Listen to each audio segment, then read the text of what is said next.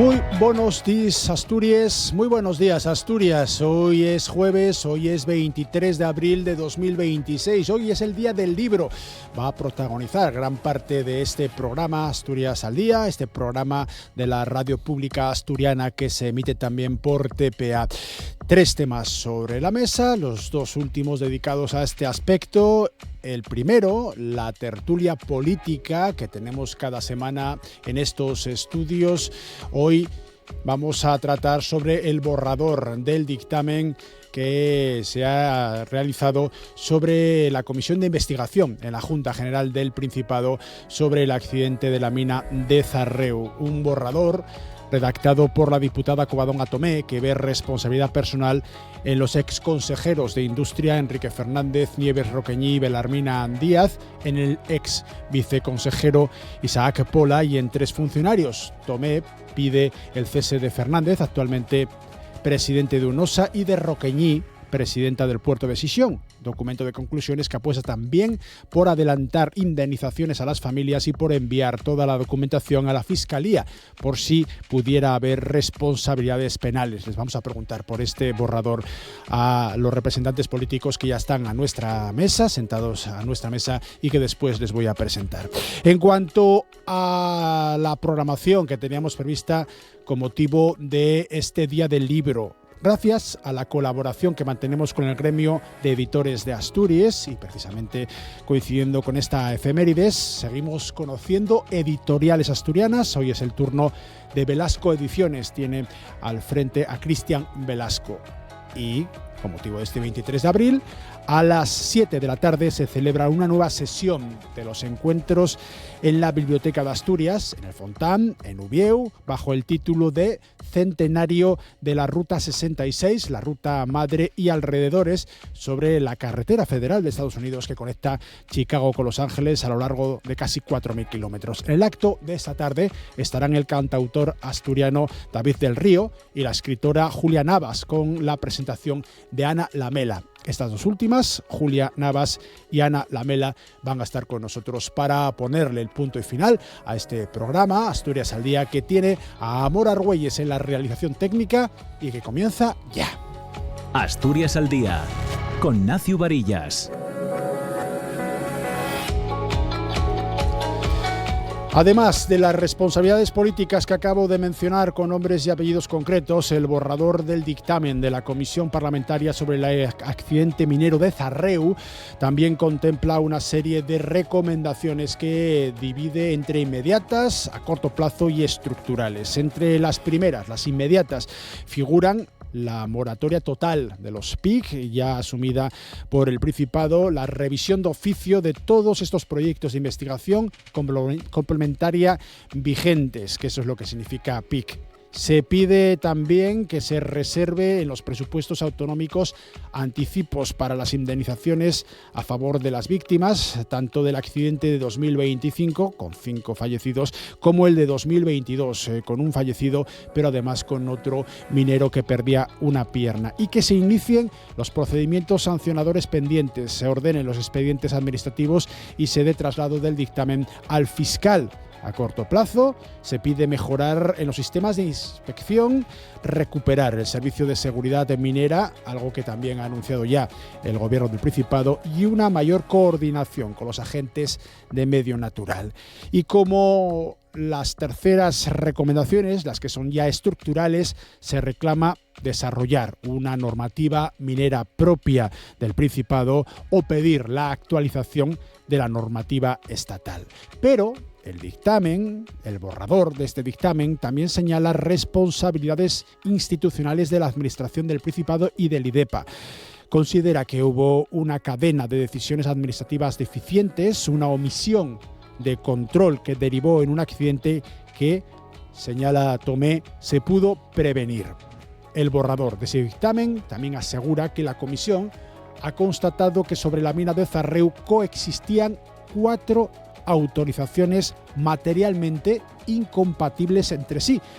El proyecto de abandono de labores, el proyecto de rehabilitación ambiental, la transmisión de derechos de la empresa Blue Solving con obligación de cierre y el PIC, ese plan de investigación que habilitaba para la extracción de 60.000 toneladas de mineral. Cuestiona también que este hecho no se recoja en el informe que elaboró la Inspección General de Servicios, cuyo contenido, por cierto, ya hemos analizado en esta tertulia política de Asturias al Día hace unas cuantas semanas. Bueno, pues todos estos asuntos van a protagonizar la tertulia política que tenemos esta mañana en Asturias al Día, hoy con Jacinto Braña, secretario ejecutivo de la FSA-PSOE, diputado autonómico. Jacinto, buenos días. Hola, muy buenos días, Nacio. Rafael Alonso, diputado autonómico del Partido Popular. Rafa, buenos días. Buenos días. Gonzalo Centeno, diputado autonómico de Vox. Gonzalo, buenos días. Hola, buenos días. Xabel Vegas, diputado autonómico de Izquierda Unida, convocatoria por Asturias. Buenos días. Hola, buenos días. Y Laura Tuero, asesora de Covadonga Tomé, la autora de este borrador de dictamen, diputada del Grupo Mixto en representación de Somos. Buenos días. Buenos días. Encantados de teneros otra vez más con todos nosotros para hablar de este borrador del dictamen. Como siempre, vamos a comenzar de menor a mayor representación en la Junta General del Principado. Vamos a acabar así también. Comparecencias inicialmente de 2 minutos. Os marco cuando llevéis uno para que sea más ágil y podáis intervenir cada uno de vosotros y vosotras más veces. Comenzamos en ese orden inverso por Laura Tuero, en representación como asesora de Covadonga Tomé. Como autora, de la diputada del dictamen, ¿qué tienes que decir? Bueno, lo primero de todo, pues gracias por la invitación, y creo que también como mujer y feminista que tenemos voces, quiero reivindicar algo que me parece bastante sorpresivo, que a algunos señores les ha molestado que 2 mujeres estuviéramos presentando este dictamen, como muy bien me has presentado como asesora del grupo parlamentario, ya que trabajo en la Junta General. Parece que les molestó que estuviera sentada allí, lo cual me parece increíble, cuando llevamos la diputada Covadonga Tomé y yo misma, codo con codo, trabajando en esta comisión de investigación, que es la Comisión de la Verdad, para arrojar luz, y que nosotros hemos defendido desde el primer inicio. Recuerdo un año que estábamos aquí, estaba en la mesa también Gonzalo Centeno, nada más suceder el accidente, lo recuerdo muy bien porque estábamos hablando de que todas las informaciones que se estaban virtiendo desde los medios de comunicación que habían tenido acceso y tenían conocimientos a determinadas informaciones no estaban sonando, que la administración hubiera obrado de la manera correcta. A partir de ahí defendimos desde el minuto 1 nuestro derecho democrático como grupo parlamentario que estamos en la oposición de ejercer en el máximo órgano, que es la Junta General de Representantes de los Asturianos y de las Asturianas, que una comisión de investigación arrojara luz sobre lo que estaba sucediendo. Y a raíz de ahí, pues hemos presentado este informe que llega a la verdad y que responde a un proceso largo, a un proceso complicado, a un proceso tenso, y que estamos orgullosas de haber ejercido nuestros derechos y mostrarlo a los asturianos y a las asturianas, y sobre todo también a las familias. Xabel. Sí, bueno, nosotros, más allá del contenido de este borrador de dictamen, con el que, en lo esencial y más allá de algunas cuestiones con las que podemos entrar en detalle más adelante, estamos de acuerdo con él, pero sí que tenemos que lamentar la forma en la que se ha presentado este borrador, porque no hay precedentes en la Cámara. No hay precedentes en la Cámara de un borrador de un dictamen que se presente en una rueda de prensa, no porque sean 2 mujeres, sino porque se presente en una rueda de prensa y lo conozcan los medios de comunicación antes que los propios diputados de la comisión de investigación. Después hemos conocido que ese borrador se le entregó primero al Partido Socialista por cortesía. He de entender que al resto de los grupos parlamentarios que no se nos entregó en ese momento sería también por descortesía, ¿no? Y yo creo que, insisto, no hay precedentes en una comisión de investigación que los medios de comunicación hayan conocido las líneas maestras de ese borrador antes que los diputados y las diputadas. Y además, sobre todo cuando hablamos de Covadonga Tomé, que en las últimas semanas ha criticado, y con razón, y yo le doy la razón, el uso que ha hecho el Gobierno de ese informe a la Inspección General de Servicios, y que nos enteráramos por la prensa antes que porque nos lo entregara el Gobierno, o incluso las filtraciones de los candidatos de la Federación Socialista Asturiana sobre la dirección de este ente de la Radio Televisión del Principado. Bueno, pues yo creo que en este caso han hecho aquello que critican, se ha filtrado o se ha presentado a los medios de comunicación antes que a los miembros de la Comisión de Investigación. Yo creo que eso es un error, y más allá de eso, desde luego las conclusiones del dictamen nos parece adecuadas. En lo que tiene que ver con las responsabilidades políticas, creemos que hay un error en lo que tiene que ver con las responsabilidades de los funcionarios. Luego entraré en ello, pero desde luego lamentar precisamente la forma en la que se ha presentado este borrador. Gonzalo, una primera toma de contacto y luego ya entramos más pormenorizadamente. ¿Qué opináis desde Vox? ¿Qué opinamos? Bueno, pues muy fácil y muy sencillo y muy suave. De la que se baje del avión en el aeropuerto de Ranón, al señor Adrián Barbón solo le quedan dos opciones: o instar una moción de confianza ante el Parlamento o dimitir y convocar elecciones. Así de sencillo. ¡Qué rápido! Muy bien. ¿Cómo lo veis desde el Partido Popular, Rafa? Bueno, lo primero, recordar que fue el Grupo Parlamentario Popular el que impulsó la creación de la Comisión de Investigación, más que nada por poner las cosas en su marco. Y a partir de ahí, yo creo que hay un objeto importante que es el objeto de la comisión. Lo digo por evitar comentarios colaterales que todos vamos viendo en declaraciones sucesivas durante estos días y pasados también, en cuanto que el objeto de la comisión es ver cómo se desarrollaba la gestión en el gobierno del área de minería. Lo digo porque, bueno, ese es el objeto de la comisión y creo que dentro de ese objeto de la comisión se vinieron desarrollando todos los trabajos en la comisión. Efectivamente, ahora estamos en una nueva fase en la que habrá que analizar el borrador del dictamen o la propuesta de dictamen y posteriormente, pues bueno, que cada grupo formule las alegaciones que considere oportunas, se debatirán y se llegará a una conclusión final. Pero bueno, esto era pues por tratar de fijar el marco en cuanto a por qué estamos aquí. ¿Y por qué estamos aquí? Bueno, pues porque yo creo que después de toda la documentación que se facilitó, de la forma de la que se facilitó, pero bueno, de la información disponible, más de las comparecencias, yo creo que todos, incluido el informe de la Inspección General de Servicios, todos llegamos a la misma conclusión, o una gran parte de los miembros de la comisión llegamos a la misma conclusión, y es que de las situaciones que se derivan o que se pusieron de manifiesto respecto de lo que estaba ocurriendo en la administración, inexcusablemente, yo creo que inevitablemente hay o tiene que haber responsabilidades políticas.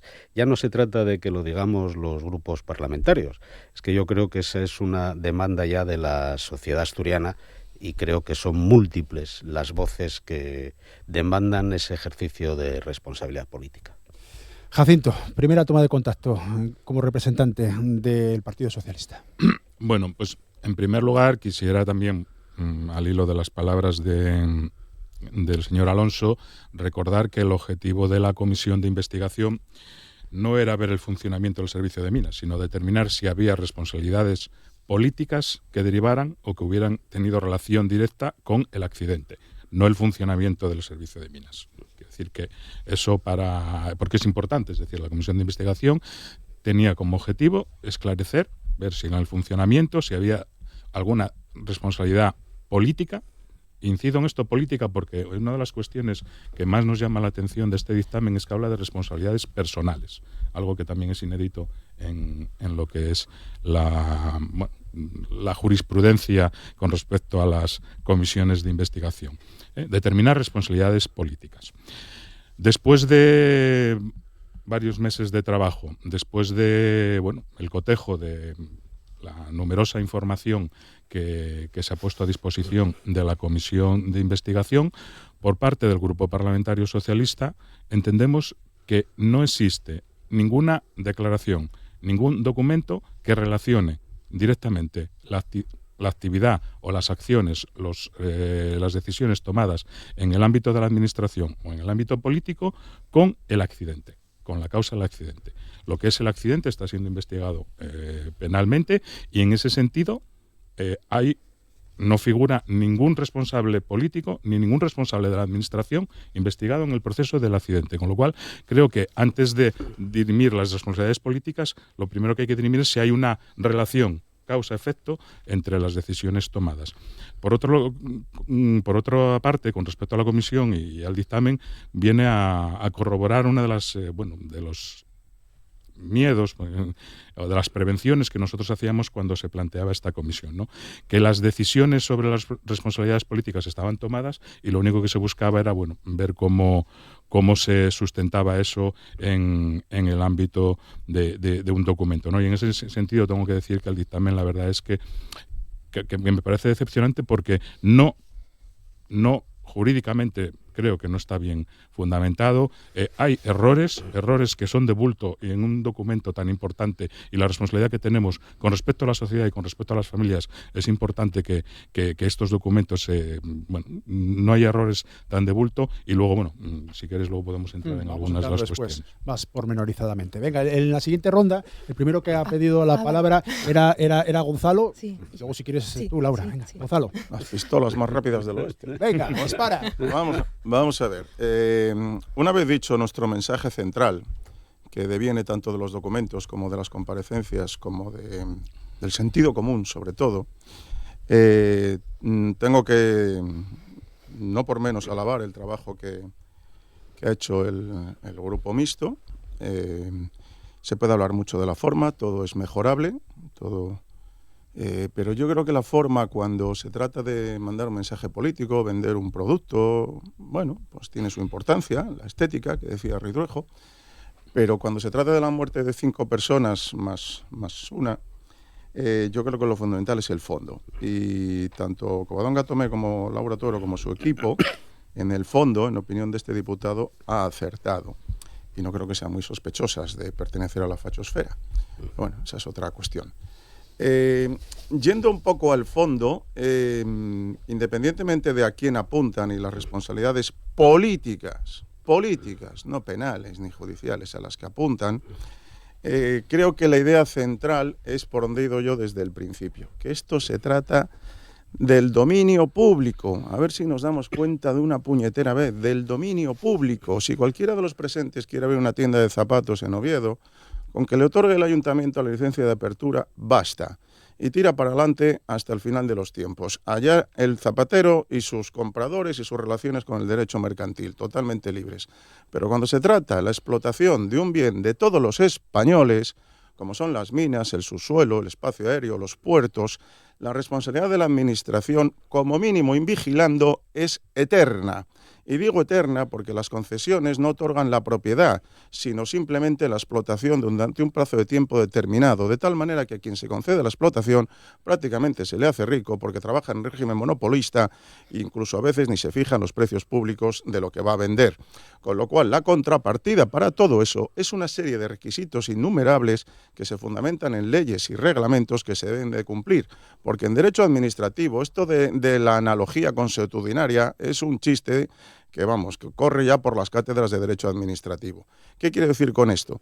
Que una vez otorgada la concesión, que hay que otorgarla con las generales de la ley, no el primero que pase por allí, la administración debe estar continuamente velando que se cumplen rigurosamente los permisos para hacer aquello para lo que les he dado, investigación, explotación, etcétera. Y cuando año tras año, con antecedentes de muertes previas, se incumple esta obligación invigilando cuando menos, porque yo desde el principio he apuntado algo más, pues la responsabilidad política es manifiesta, porque cuando un funcionario falla, pues puede ser que es un torpe, no está cualificado, etcétera, etcétera. Pero cuando fallan siempre los mismos, y no hablo de funcionarios, hablo de órganos directivos adjudicados por confianza de los órganos políticos, porque un director general puede ser o no funcionario, pero no está ahí por concurso-oposición, está porque se le ha nombrado. Y un consejero y un director general de minería, cuando uno tras otro cometen los mismos errores y los mismos fallos que la señora Tuero y la señora Tomé expresan perfectamente en el borrador, pues entonces es que falla ¿quién? Quien les nombra y quien les mantiene. Laura. Bueno, yo lo que quería decir sobre todo, y lo vamos a repetir las veces que haga falta, este informe ha sido fruto del trabajo de un equipo de juristas especializados en derecho administrativo, con lo cual esto ya de mano. Y luego políticamente se puede alegar lo que se quiera o se puede decir lo que se quiera, que es una cosa que también llevamos 13 años escuchando. Llevamos 13 años escuchando porque ciertamente es de entender, pero nuestra postura no es esa, sino es la de la transparencia y de la verdad, que es que el Partido Socialista, que ha estado en gobierno prácticamente en Asturias durante todas las legislaturas, menos breves espacios de tiempo, estaba alegando ya 13 años y nos retrotraemos porque hemos estudiado todos los dictámenes, hemos estudiado las estructuras de los dictámenes. No venimos aquí de gratuito ni inventándonos absolutamente nada, sino con todo el rigor como nosotras siempre vamos a hacer. Hace 13 años ya decía quien estaba en gobierno que el caso Marea en el voto particular era rechazable y dolorosamente constatable la forma de rigor de ese dictamen. O sea, llevan 13 años diciendo lo mismo. Ayer y antes de ayer, en determinadas personas y cargos públicos distintos de la Administración del Principado de Asturias, que no pertenecen a la Junta del Principado de Asturias, nos estaban diciendo una falta de rigor. Hemos trabajado con expertos en Derecho Administrativos y expertos en Derecho de Minas. Eso ha sido nuestro asesoramiento a lo largo de toda esta comisión de investigación. No nos hemos sentado la señora Covadonga Tomé y la señora Laura Tuero. Ha sido con fundamentos jurídicos. Eso por un lado. Y por el otro lado, en distintos dictámenes, y los tenemos aquí, pero es muy fácil irse y verlos. Estamos viendo, en el caso Marea, funcionarios públicos. Aquí están los nombres de los funcionarios públicos. En el caso de los Karner-Meyer, responsabilidades de altos cargos del Principado de Asturias, responsabilidades de gestiones de la Fundación, y además nos encontramos con el nombre de todos los patronos de la Fundación, Oscar Niemeyer, en un dictamen. Estamos hablando de reprobaciones políticas que tenemos legitimidad para hacerlo desde la Junta General del Principado de Asturias. No estamos hablando de querernos otorgar responsabilidades penales ni administrativas que se derivan en tribunales. Lo hemos dicho muy claro y lo vamos a defender. Si no se está de acuerdo, tenemos el proceso para presentar todas las propuestas necesarias que debatiremos con un rigor jurídico para que verdaderamente no salgan temas como si el Constitucional dijo una sentencia en el JITPA, etcétera. Porque nosotros, lo dijimos también desde el minuto 1, no vamos a pasar por competencias que no son nuestras, y por eso hemos trabajado con este equipo riguroso de juristas. Xabel. Bueno, yo me alegro que hayan trabajado el grupo mixto con un equipo de expertos en Derecho Administrativo y en Derecho Minero. Yo espero que también hayan trabajado con expertos en Derecho Constitucional, porque cuando empezamos los trabajos de esta comisión, los letrados nos informaron, y además yo creo que fueron particularmente insistentes sobre la sentencia del Tribunal Constitucional contra una comisión de investigación de la Junta General del Principado sobre el señalamiento a una funcionaria en torno a esa comisión sobre el JITPA. Y yo voy a leer una frase de esa sentencia, porque dice: una comisión de investigación no puede socavar la dignidad profesional de empleados públicos que no tienen responsabilidades políticas con la Cámara.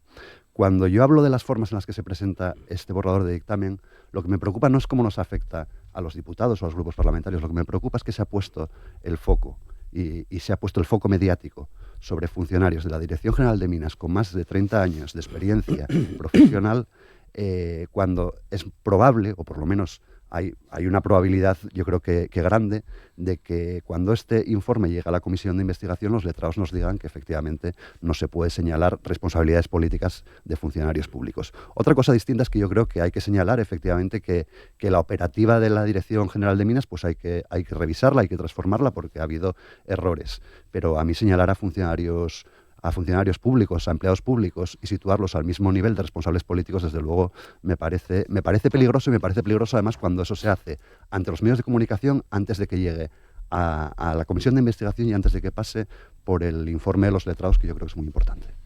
Rafa. Bueno, vamos a ver, por tratar de seguir un orden en relación con lo que decía Laura de valoraciones que se hicieron desde otros órganos. Hombre, a mí también me sorprendió, porque creo que la delegada del Gobierno actuó más como vicesecretaria de la Federación Socialista Asturiana que como delegada del Gobierno.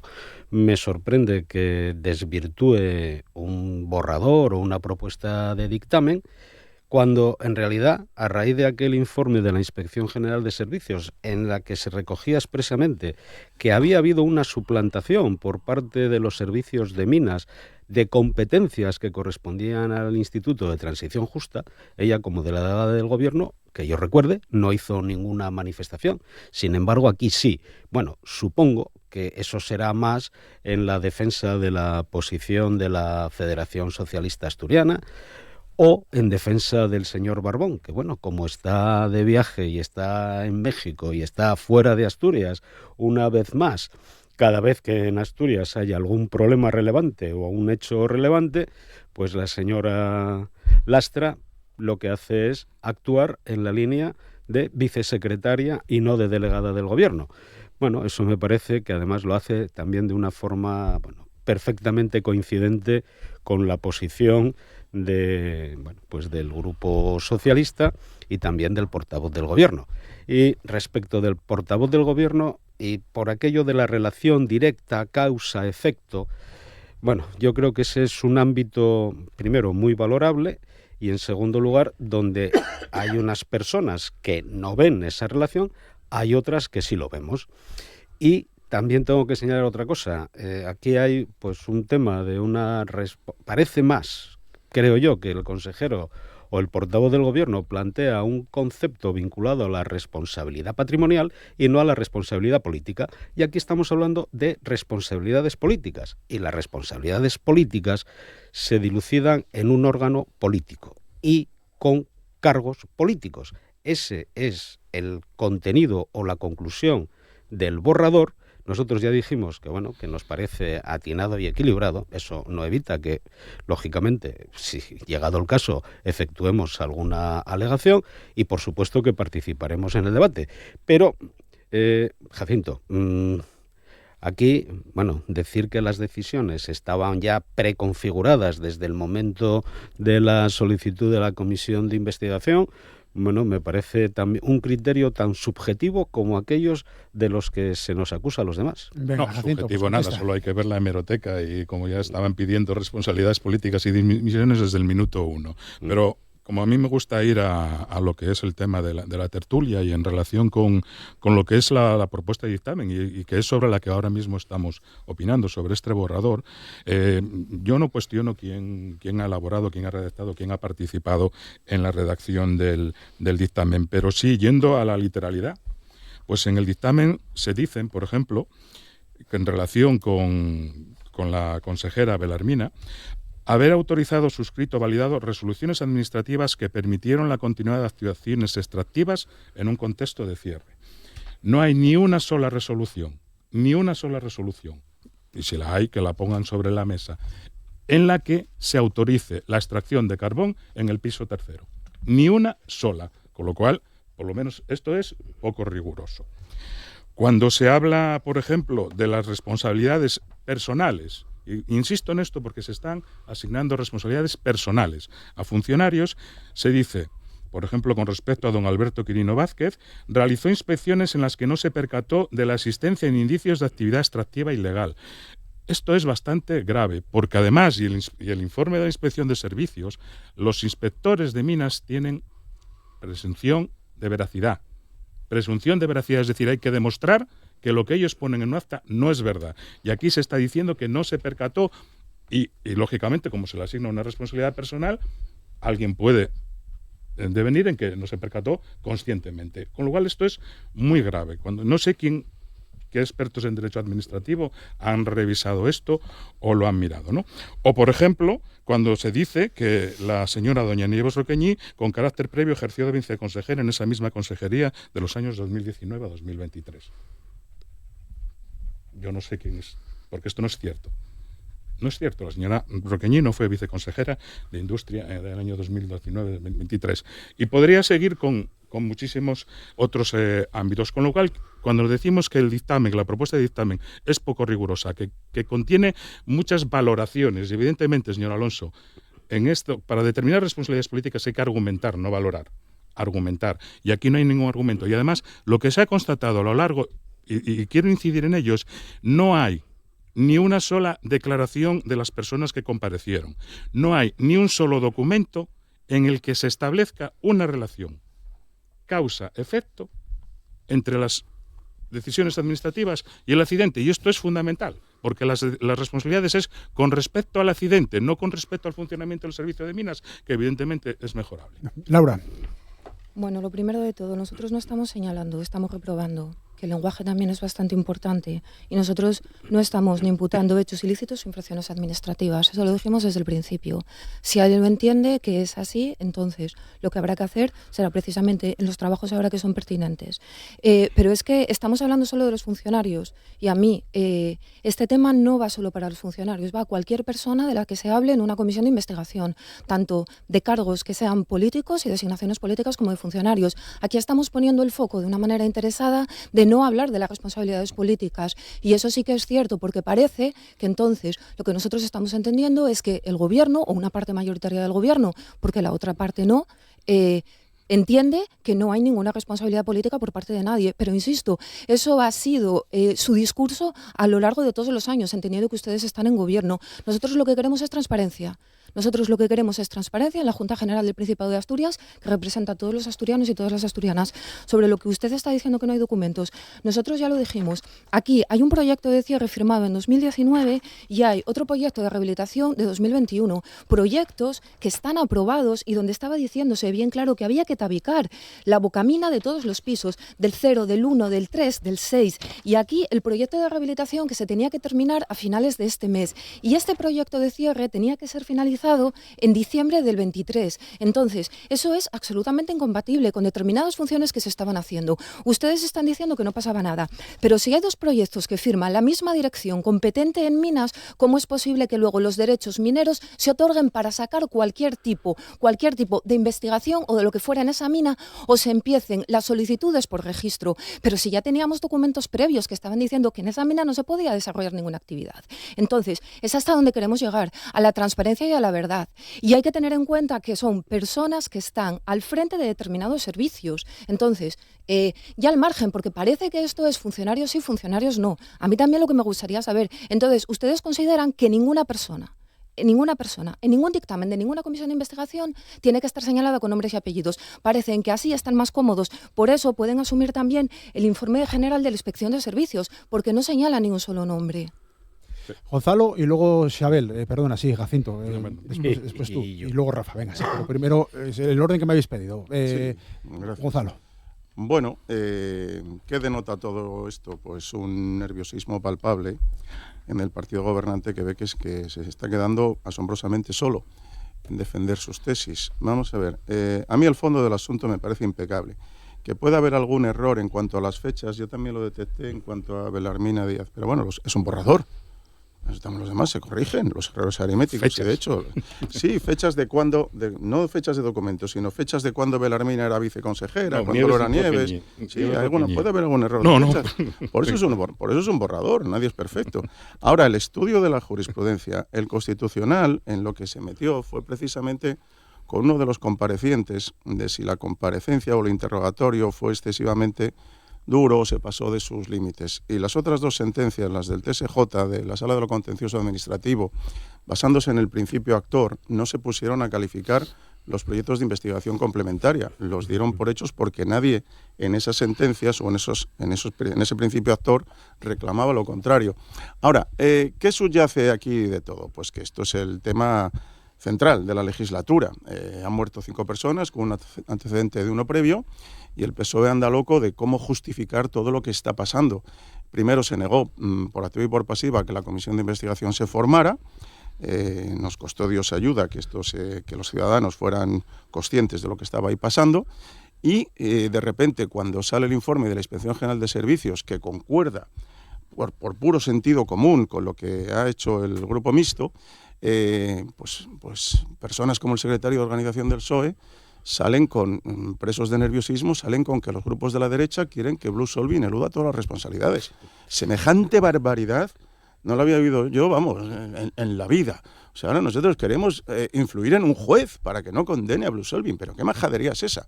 Le han dado un par de vueltas, han buscado sus propios asesores, que todo el mundo tiene, no sé si habrá sido Peláez o quién habrá sido, y han encontrado en la teoría casuística del derecho penal, pues el tema de la causalidad, entre la causa y el efecto. A ver si, claro, es que si hubiera casualidad manifiesta, como dicen los jueces, pues tendríamos a la señora consejera ordenando que se extrayera carbón. Hombre, claro, evidentemente. Pero como ha dicho la señora Tuero, aquí no se trata del derecho penal, no estamos con los jueces. Aquí se trata, una vez más, de una responsabilidad de policía, de vigilando. Esto es como si la policía ve cometer un delito o indicios de delito todos los días y mira para otro lado. Vamos acabando, o no Gonzalo. va por allí. Así de sencillo. Esto es una responsabilidad política que dirimirán los ciudadanos en elecciones, evidentemente, pero que los grupos parlamentarios estamos obligados a poner de manifiesto porque ha habido 6 muertes. Venga, Xabel. Sí, bueno, yo en primer lugar le pediría a la Federación Socialista Asturiana que reflexione. Que reflexione porque no se puede decir un año que se va a llegar hasta el final, caiga quien caiga, y al año siguiente que de repente no caiga nadie. Eso parece poco razonable y poco coherente además con lo que hemos conocido tanto por la Comisión de Investigación como por el informe de la Inspección General de Servicios, como por los propios medios de comunicación. Nosotros, desde luego, coincidimos con este borrador de dictamen con las responsabilidades políticas que se señalan. Y no solo eso, sino que decimos que las responsabilidades políticas hay que sustanciarlas más allá de que aparezcan en un papel. Y hay que sustanciarlas con ceses o con peticiones de ceses. Y eso creo que es enormemente importante. En todo caso, tenemos un informe detalladísimo de la Inspección General de Servicios, que por cierto yo creo que contrasta con este borrador de dictamen, porque yo creo que efectivamente el borrador de dictamen tiene errores fácticos que habrá que corregir efectivamente en la comisión, tiene elementos que yo creo que están escasamente justificados cuando se dice que un actuario de la Dirección General de Minas tenía que haber visto en su inspección que ahí se estaba extrayendo carbón, pues eso no se compadece con lo que escuchamos en la Comisión de Investigación, entre otros, de todos y cada uno de los miembros de la Brigada de Salvamento Minero, a los que se les preguntó si una vez que habían entrado en el piso tercero podían decir si ahí se estaba extrayendo carbón, y nos dijeron que no podían decir si se estaba extrayendo carbón recientemente. Todos y cada uno de ellos nos dijeron eso. En todo caso, nosotros creemos que las responsabilidades políticas son muy importantes. Ayer o esta mañana mismo leía una entrevista con Covadonga Tomé donde se lamentaba de que el informe de la Inspección General de Servicios no señalara responsabilidades políticas. Estaría bueno que un informe de la Administración señalara responsabilidades políticas. Es que quienes tenemos que señalar responsabilidades políticas somos los miembros de la Comisión de Investigación, y para eso se hace este dictamen. Yo creo que el dictamen acierta señalando las responsabilidades políticas, y desde luego yo creo que falla estrepitosamente poniendo el foco en funcionarios públicos. Jacinto y luego Rafa. Sí, bueno, evidentemente la determinación de responsabilidades políticas, digo yo, que tendrán que ver con que haya una acción política concreta. No puede determinarse, como aquí, responsabilidades políticas simplemente por ser político.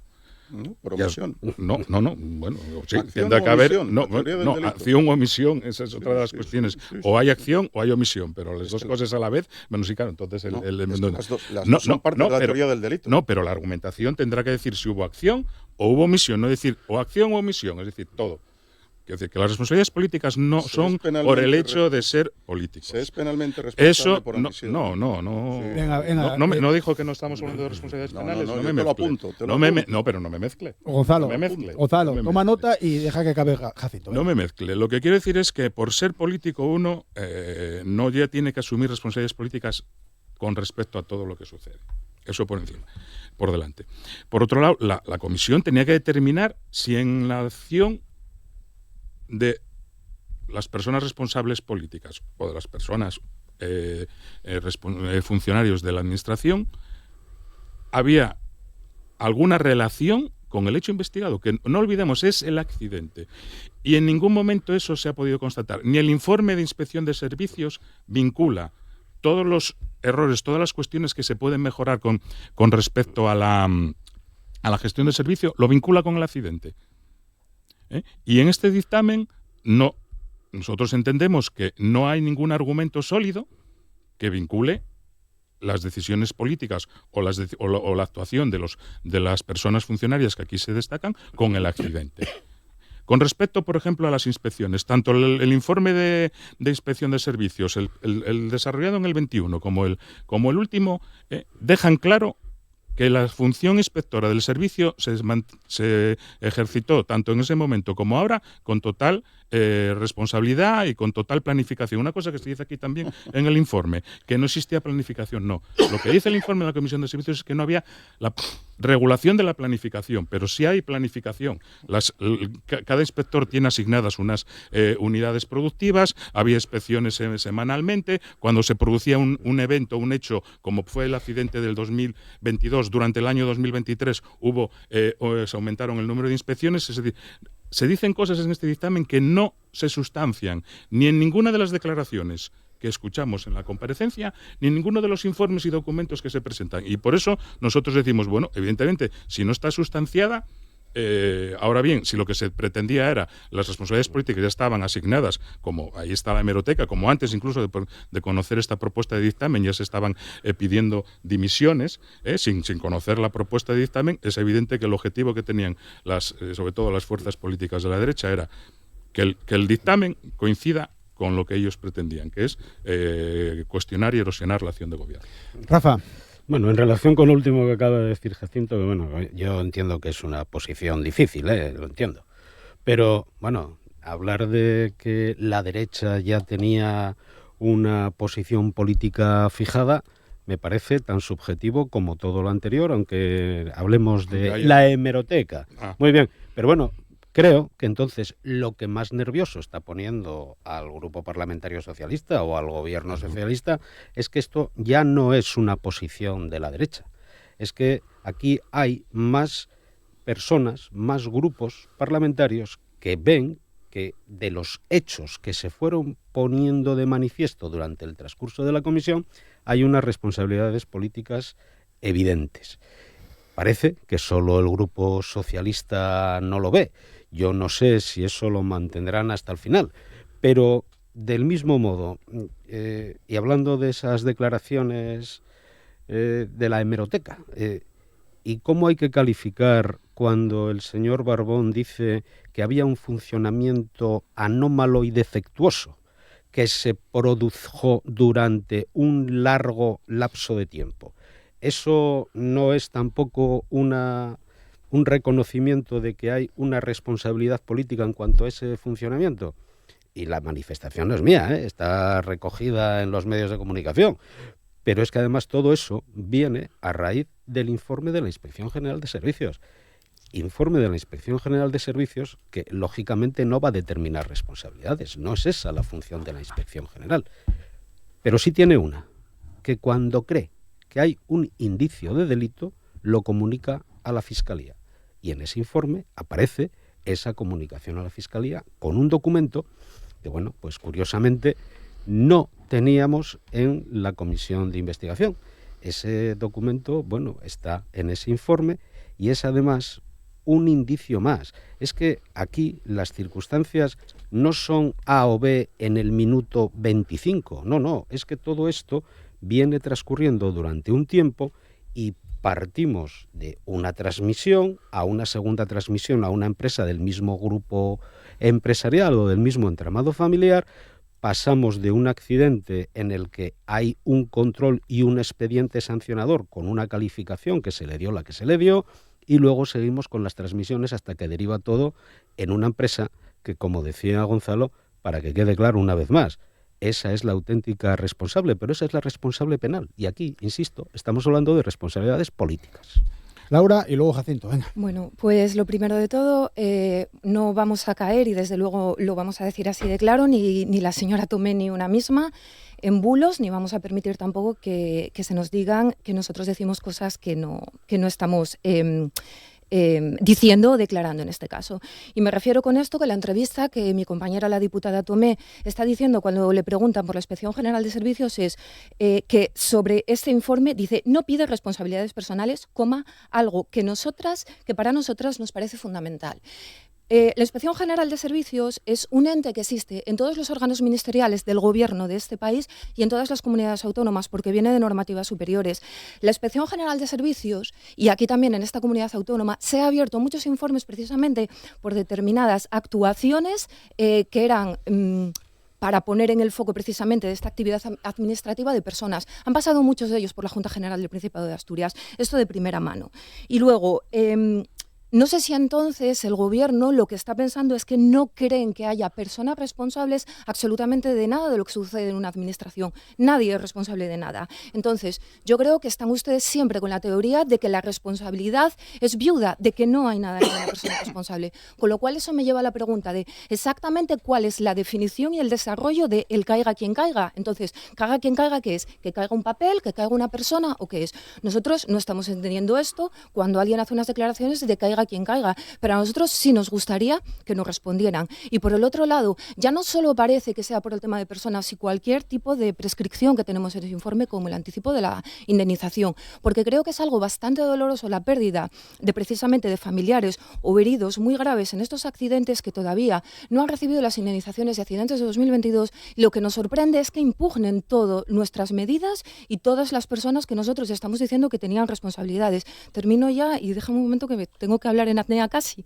Mira, nosotros lo que estamos diciendo además es algo que jurídicamente sí tiene una base. No estamos estableciendo ningún nexo de causalidad entre la administración y el accidente. No lo estamos haciendo. Igual que no lo hizo el Gobierno de España cuando en el Consejo de Ministros de enero de este año, y ya lo decía mi compañera la diputada Tomé, adelantaron precisamente las indemnizaciones por los 2 accidentes ferroviarios de Adamuz y el descarrile de Rodalíes, que las adelantaron. Eso es lo que estamos pidiendo. Eso es lo que estamos pidiendo. Sí que hay una base jurídica y legal, y los abogados de todas las víctimas también están diciendo que, por favor, que por la situación que se están quedando pues estas personas de desamparo, que reciban ya ese anticipo que es de todo legal. Jacinto. Bueno, me alegra que la señora Torre haya dicho que no hay una causalidad entre las decisiones políticas y el accidente, porque de eso iba la comisión de investigación, determinar si había relación causa-efecto entre las decisiones políticas y el accidente, no de si el servicio de minas puede la indemnización funcionar, no tiene ningún nexo de casualidad, es lo que acabo de decir.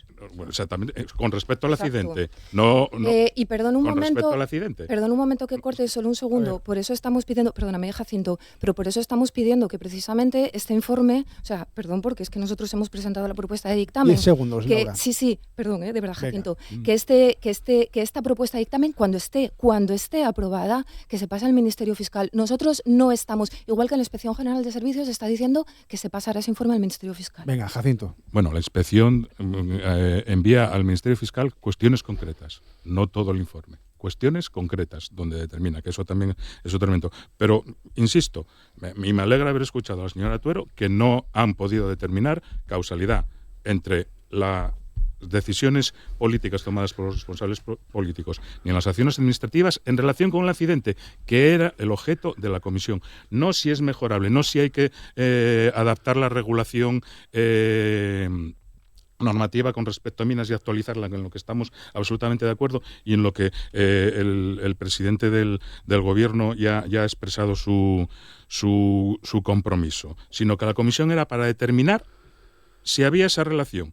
Y si hay esa relación, entonces se pueden dirimir causas políticas. Cuando se habla de que haya quien caiga es si hay relación. Pero la señora Tuero ya ha dejado claro, no hay causalidad entre las decisiones políticas adoptadas por los responsables en su momento, entre los ministros, y el accidente. Y eso es lo que nosotros, por eso decimos que, bueno, determinar y señalar responsabilidades políticas cuando no hay una relación directa, pues es lo que nos parece un despropósito. Xabel y después Gonzalo.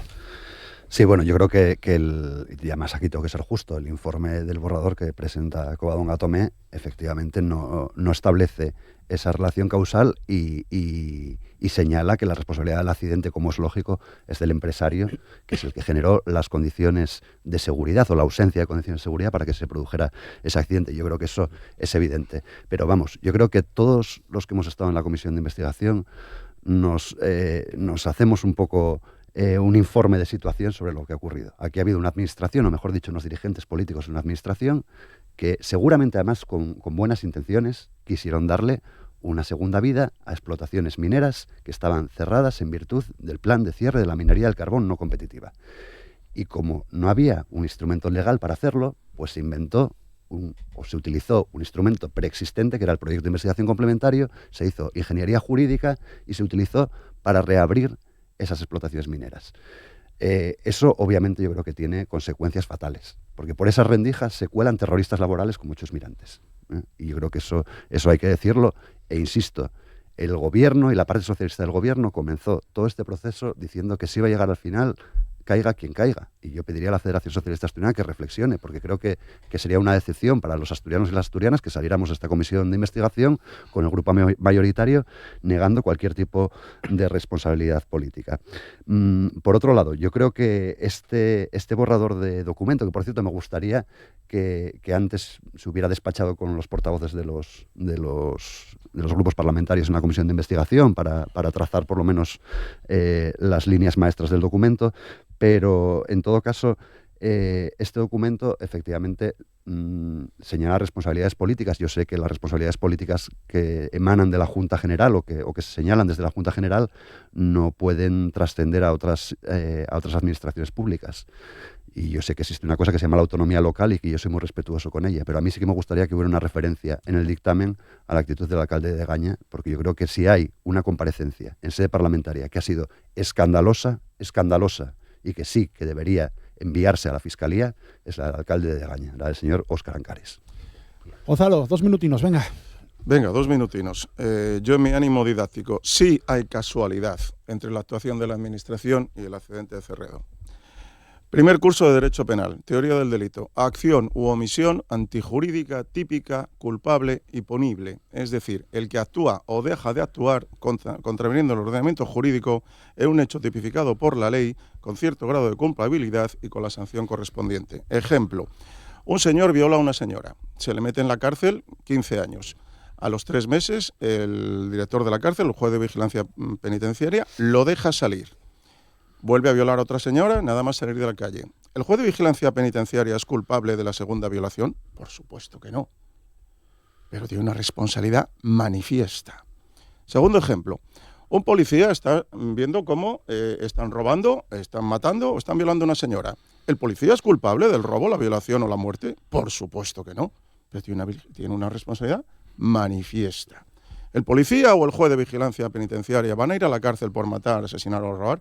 Por supuesto que no, pero pueden ir por incumplimiento de su deber. Siento tener que interrumpirle, pero estamos hablando de un tema muy importante, donde hay víctimas mortales, donde hay personas accidentadas, donde hay familias, y de verdad, los ejemplos que está poniendo... Mi turno, señor Brañas, si me permite usar mi turno y mi libertad de expresión, en el informe, en las conclusiones que establece el Grupo Mixto, dice que el accidente de Cerredo no fue un suceso imprevisible e inevitable, la culminación de una cadena de decisiones administrativas deficientes, omisiones de control y, por supuesto, una extracción clandestina, por todos sabemos quién es.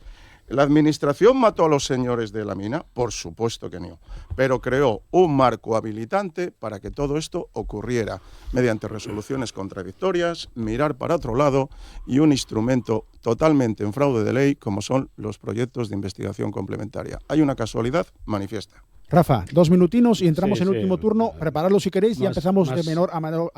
Incluso más rápido. Venga. Vamos a ver, como decía antes, la concatenación de los distintos momentos, procedimientos, autorizaciones que se produjeron durante todo este tiempo. Todo eso desemboca en que hay una empresa que es la penalmente responsable y que lleva a cabo una actividad no autorizada o una actividad ilegal. Eso queda aparte. Pero es que en el conjunto de todas las actividades de la Administración, desde la falta de vigilancia a otras circunstancias como arrogarse competencias que no se tienen, una falta de una regulación específica respecto de los proyectos de investigación complementaria, que como decía Isabel, podrían tener, incluso una intención buenista, pero es que al final todo eso desemboca en que hay un resultado fatal. Y esa es una relación, yo creo que evidente. Tan evidente que, es que creo que solo el Grupo Socialista no la ve. No, acaba de decirlo todo el resto la ve. No, la señora Tuero, no voy a entrar yo ahí, pero hizo una matización que era en relación con las indemnizaciones. Eso quise entender yo.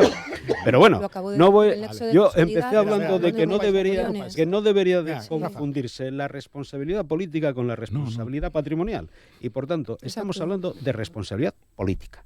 En el ámbito de una comisión política, en el seno de un órgano político y que alcanza o que tiene la previsión o trabaja sobre una propuesta que reconoce esas responsabilidades políticas. Yo es que lo que no entiendo es que el Grupo Socialista no lo vea. Es que yo creo que es el único en Asturias, ya me atrevo a decir, que no lo ve. Y supongo que a todos los que estamos aquí, ciudadanos de a pie, seguro que algún comentario nos hicieron con lo que esperan del resultado o de las consecuencias de este trágico accidente y no se refieren a la decisión que tome el juzgado, que seguramente tardará. Vamos a intervenir por última vez en orden de menor a mayor. Tenéis una frase, por favor, que si no nos da tiempo a los 5 y quiero que intervenáis todos. Una frase. Laura Tuero es asesora de Covadonga Tomé. Empiezo diciéndole el nexo de casualidad, que estaba hablando de la responsabilidad patrimonial, como ya había dicho antes. No me gustan los titulares que yo no digo.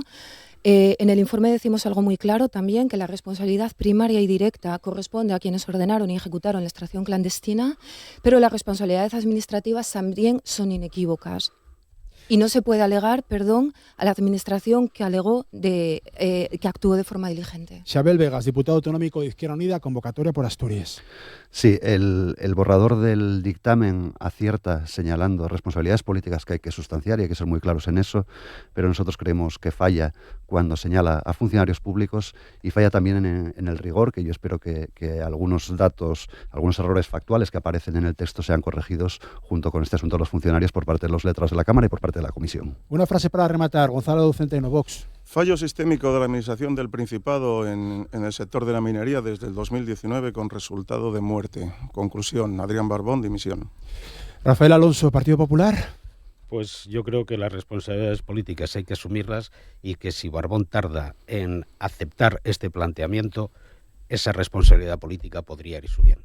Y remata la tertulia Jacinto Braña, del Partido Socialista. Bueno, pues simplemente esta propuesta de dictamen no concluye que haya una relación causa-efecto entre la acción política y el accidente, con lo cual dirimir responsabilidades políticas si no hay una relación causa-efecto nos parece que simplemente es algo que estaba predeterminado y que la única intención es erosionar a la acción de gobierno y sobre todo no contribuir al objetivo que tenía la comisión, que era esclarecer los hechos y sobre todo poner las medidas para que se mejoren la gestión y no se vuelvan a producir los accidentes tan lamentables que se produjeron. Muchas gracias a los 5. Concluimos así esta tertulia. Dentro de un momento más contenidos en Asturias al Día.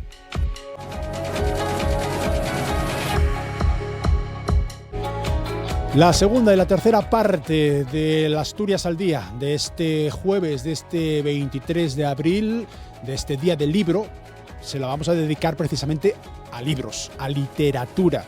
Gracias a la colaboración que mantenemos habitual con el gremio de editores y editoras de Asturias y coincidiendo con esta efemérides, seguimos conociendo proyectos editoriales asturianos. Hoy es el turno de Velasco Ediciones. Cristian Velasco es el responsable de esta editorial. Buenos días. Muy buenos días, Nacio. Buenos días y feliz Día del Libro. Pues feliz Día del Libro. Es algo para estar contentos de celebrar, ¿eh? Claro que sí, del libro, del Día del Libro y del derecho de autor, que no es una cosa baladí, ¿no? No, es importante. Es importante reivindicar la lucha contra materia creativa. Sí, la lucha contra la piratería y demás. Día del Libro y del derecho de autor. Y además, estando la inteligencia artificial apuntando como está apuntando, el tema del derecho de autor es fundamental. Han pasado por aquí en los últimos meses muchos creadores preocupados en muchísimas facetas diferentes, precisamente por lo que acabas de decir. El derecho de autor. Y en el caso de la inteligencia artificial, bueno, lo que está sucediendo que merece también un debate, un día lo vamos a hacer de forma muy pormenorizada, ¿eh? Por supuesto, aunque las tropelías contra el derecho de autor venían también ya de la inteligencia humana, no solo de la artificial, también de la natural. Claro. Bueno, hablando de tu figura, eres filólogo. Cristian Velasco comenzó su carrera universitaria en UVieu, la finalizaste en Manchester, pero tu querencia por los libros venía de mucho antes, incluso antes de que supieras leer. Claro, sí. Ahora, en los últimos años, han proliferado algunos artículos del libro como objeto, ¿no? Para mí eso no es nuevo. Es decir, antes de saber leer, como en la mayoría de las casas, por lo menos en aquellos años, en los primeros 70, era habitual que te regalaran un libro, o al menos eso es algo que yo agradezco a mis padres, a mi familia, ¿no? Siempre había algún regalo de un libro. Y cuando todavía no sabías leer, pues empezabas a jugar con ellos, los manejabas, mirabas, como se decía entonces, mirabas los santos, mirabas las ilustraciones, y desde entonces sí, pues haya sido hasta ahora aquí, ¿no? Hasta ahora aquí, sí. Hasta tal punto que tuviste que ir dando pasiquinos cada vez más profundos en eso que tú mismo llamas amancebamiento literario, que me gusta mucho la expresión. Claro, había una cohabitación había una cohabitación en la habitación con los libros, ¿no? De manera muy anárquica, ¿no? Es decir, unos libros de aquí, otros libros de allá, unos títulos, otros. Y bueno, y eso se fue encaminando, se fue encarrilando hacia formalizarlo, ¿no? Como una relación, y se formalizó, como tú has apuntado, pues cruzando el caserón el viejo umbral del caserón de San Vicente en Oviedo, sede de la Facultad de Filología, y estando ahí unos años ahí, otros años fuera y tal, hasta licenciarse en Filología. Sí. Y después eres profesor de literatura y de otras disciplinas humanísticas, desde hace más de 20 años ya como editor, con distintos proyectos editoriales, como formador de editores. Mucha gente quizás no sepa que ser editor, aparte de una vocación, también es una profesión. Y hay que aprender a ser editor. No es sacar todo lo que te manden, sino que hay que discernir. Y eso conlleva, Cristian, un periodo de aprendizaje. Sí, yo creo que sí, ¿no? Como en todo en la vida, me imagino que hay una vocación, pero también se necesita una formación, un aprendizaje, como bien dices. No solamente en el aspecto desde el editor, sino, y esto es un debate que surge, también entre los escritores, ¿no? Un músico va al conservatorio, un escultor, un pintor va a una escuela de una facultad de Bellas Artes o una escuela de pintura. Bueno, eso el decir que la escritura solo se basa en el talento, yo tengo mis dudas. El talento es importante, esencial, pero hay que desarrollarlo de alguna manera. Hablo ahora de la creación literaria, ¿no? Y en el mundo editorial, pues obviamente hay muchos aspectos que son objeto de formación, claro. Claro. ¿Te ha pasado alguna vez, da igual si a través de Velasco Ediciones o de los proyectos en los que has participado con anterioridad, que se te ha escapado un talento? Que has dicho tú, vaya, era más talentoso de lo que yo esperaba. Hay muchas dudas. Seguro que se nos escapan a diario. Hay muchas dudas, ¿no? Leía estos días de atrás el libro de Bertolo, el arte de rechazar manuscritos, ¿no? Y habla de eso, ¿no? Siempre tienes dudas cuando dices... Bueno, siempre no. En muchas ocasiones, cuando dices que no a un manuscrito, tienes dudas si no se te está escapando un talento, y posiblemente sea así. Pero dijo un editor que es preferible arrepentirse de los talentos que se escapan, de no publicar textos brillantes, que de publicar textos malos, ¿no? Claro. El texto es soberano, es el lema de la editorial que has fundado, Velasco Ediciones. Eso ya dice tanto casi como lo del almacenamiento literario. ¿Qué queremos decir con eso? Nosotros somos una editorial tradicional. ¿Qué quiere decir tradicional en este contexto y situación? En el que no practicamos la autopublicación, y en el que publicamos libros en papel, en el que el texto es soberano. Estamos ajenos, creemos estar ajenos a las modas, o al menos no pretendemos seguirlas. Cuando llega un texto, eso es lo que vamos a evaluar. No importa quién seas, hasta el punto de que hemos rechazado, como cualquier otra editorial, vamos, no es nada particular, manuscritos de propios autores de la casa, que les has publicado unas cosas y otras no. Es decir, es el texto el que se va a defender solo cuando llega la editorial. Eso es lo que quiere decir que el texto es soberano. Bueno, ¿a qué se dedica Velasco Ediciones? Narrativa contemporánea española, también y mucho hispanoamericana. Sí, nosotros publicamos narrativa, novela fundamentalmente, algo de cuento. Publicamos narrativa tanto de autoría española como de autoría hispanoamericana. En esta última línea hemos creado una colección que se titula, que le hemos puesto por nombre Nuevas Letras Hispanoamericanas, en las que tratamos de dar cabida a obra inédita de novelistas contemporáneos del otro lado del Atlántico. Es una colección que se va nutriendo poco a poco. Recuerdo que somos una editorial pequeña, que se va nutriendo poco a poco, y de momento pues hay 4 escritoras, una escritora chilena, 2 escritoras argentinas, una escritora venezolana, y se incorpora ahora, hoy lo hemos entregado a la imprenta, se incorpora ahora un escritor uruguayo, Jaime Clara, uno de los periodistas más reconocidos de Uruguay, que venía de publicar, va a ser un libro de cuentos con Seix Barral, con Seix Barral en Uruguay, y que entra en España va a ser de nuestra mano, lo cual nos llena de alegría, de orgullo. Bueno, decías antes obra inédita, entonces esta última no lo era, ya estaba publicada. No. Sí lo es. Él publicaba con Seix Barral sus anteriores libros de cuentos, bien. pero este libro de cuentos se va a publicar para España y para Uruguay con nosotros. Vale. Es decir, tanto para España como para Uruguay. Obra inédita totalmente. No te había entendido yo bien. bien. Perdón, no me he expresado yo bien. Entonces, el hecho de publicar autores, autoras del otro lado del charco, te tendrá que llevar también una labor de conocimiento, de cercanía, que evidentemente tendrá un problema geográfico. Bueno, ¿cómo te arreglas? Lo primero decir que esa colección Nuevas Letras Hispanoamericanas es una parte minoritaria, no menor, pero sí minoritaria de nuestro catálogo. La mayor parte de nuestro fondo editorial se nutre, está formado por autoría española, ¿no? Yo he viajado algo a aquellos países, ¿no? Y bueno, vas estableciendo contactos, pero hoy en día un proceso editorial no necesita tanta presencialidad como hace 20, 30 años. Entonces, bueno, pues trabajamos por correo electrónico, con llamadas telefónicas, y luego hay una cosa buena.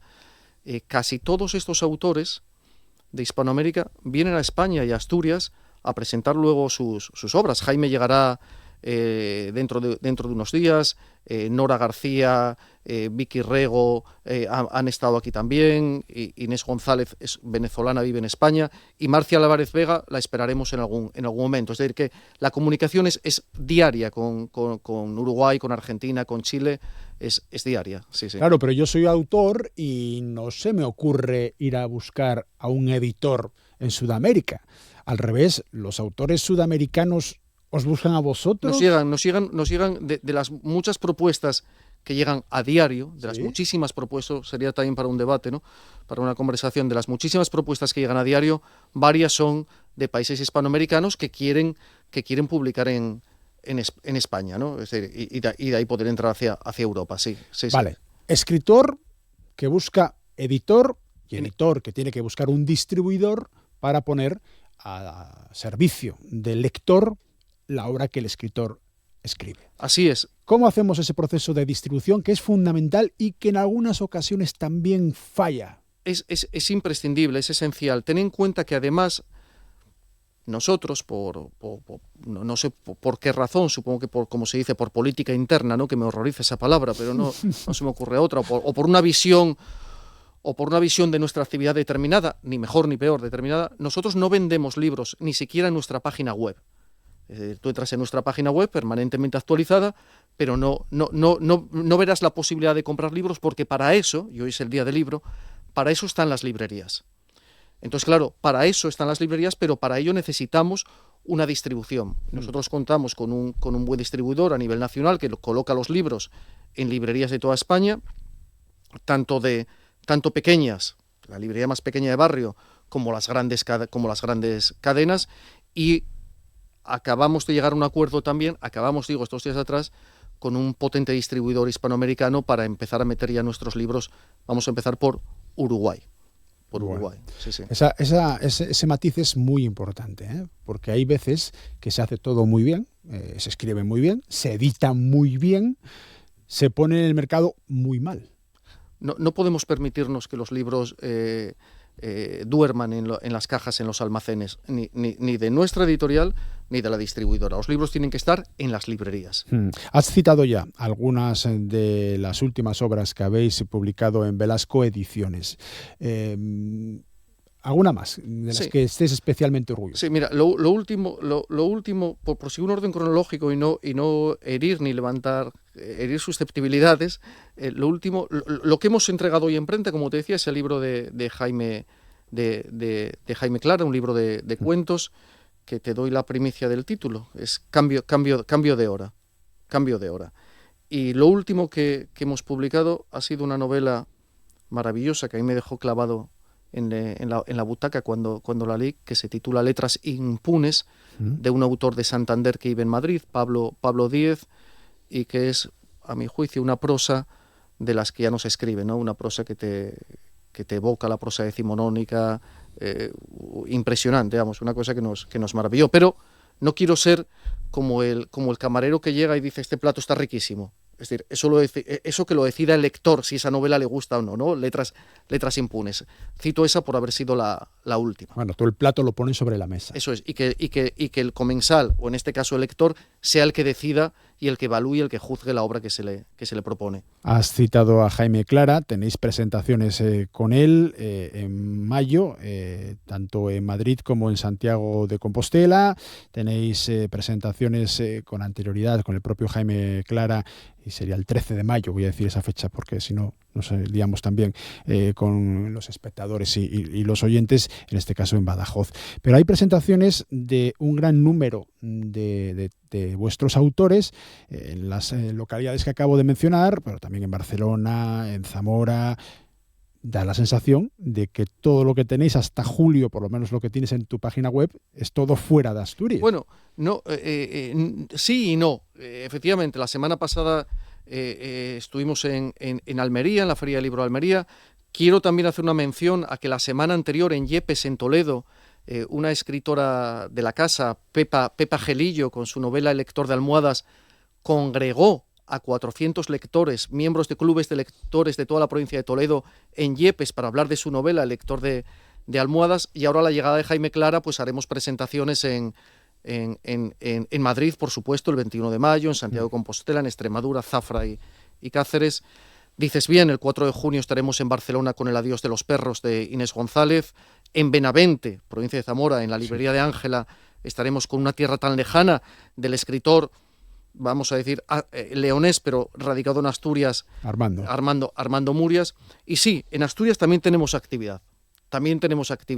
Vamos a estar en mayo muy contentos en la Ofelia, la Feria del Libro de Oviedo que organiza el Ayuntamiento de Oviedo y en el que el gremio de editores desarrollamos una parte importante. Vamos a estar allí. Es la primera Feria del Libro en Oviedo en la que vamos a estar los editores.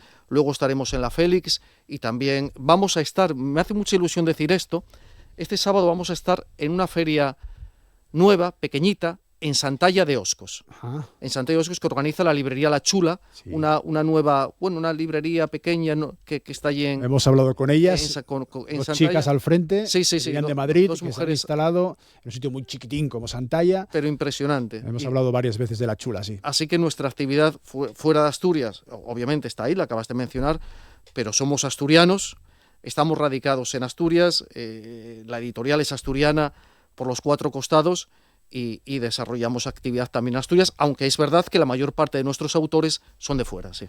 Hablando de esa actividad asturiana, el pasado fin de semana participabas en el 3er Congreso de Bibliografía Asturiana. Sí, ahí es un congreso que organiza la Consejería de Cultura, se celebró en la Biblioteca de Asturias Ramón Pérez de Ayala, y se había organizado un primero en el 89, otro segundo en el 99, y hacía más de 25 años que no se celebraba. Y bueno, participé me interesaba mucho el tema como asistente, hubo ponencias muy buenas, felicito a los organizadores y al comité científico, y yo participé con una comunicación sobre cuál era el impacto que tenía, o traté de aproximarme, no sé si, del impacto que tenía, cómo se recibía la literatura publicada por las editoriales asturianas fuera de Asturias. Ten en cuenta que en el gremio de editores, al que me enorgullezco de pertenecer, somos 39 editoriales, y fuera del gremio, pero también en Asturias, tenemos identificadas otras 7 editoriales al menos. Es decir, que es un ecosistema muy amplio que trabaja tanto dentro como fuera del Principado, y me interesaba mucho estudiar un poco, investigar un poco, no solamente desde la experiencia de Velasco Ediciones, sino también de la de otros colegas, cómo se estaba recibiendo eso fuera de Asturias. ¿No es muy llamativo que haya un número tan grande de editoriales en Asturias, para los chiquitinos que somos, y por lo tanto el número porcentual de posibles lectores?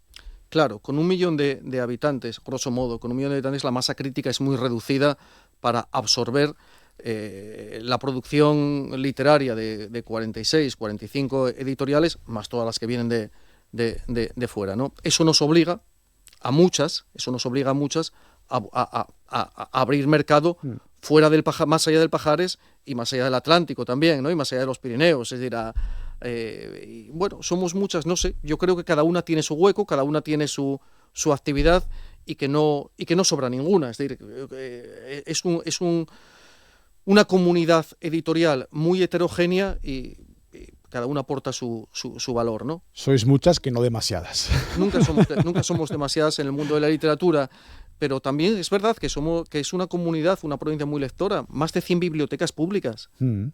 Más de 100 bibliotecas públicas, librerías por todo. Yo creo que eso es para estar muy satisfechos de nuestra labor aquí. Acabamos, Cristian, con una reflexión en esta efemérides del Día del Libro, la campaña que lanzaba el Gobierno del Principado en unión con el gremio de editores y editoras al que perteneces, con gremios como los pasteleros, los panaderos, los mieleros, una actividad por supuesto las librerías, en torno a esa figura de Sant Xurde, ¿no? Lo que sería el Sant Jordi asturiano, y con la idea de ir poco a poco fomentando una asturianidad, una asturianía de lo que es la celebración. Así es. Ya desde el año pasado celebramos Sant Xurde, pues el Sant Jordi, el San Jorge castellano, también en una unidad de acción que es muy importante. Sí.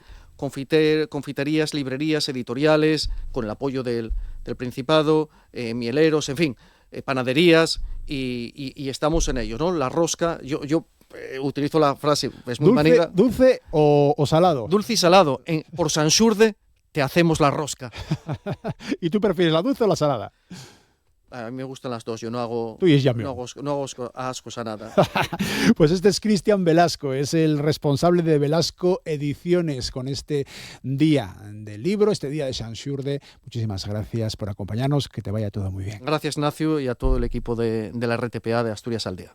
Más temas en Asturias al Día dentro de un momento.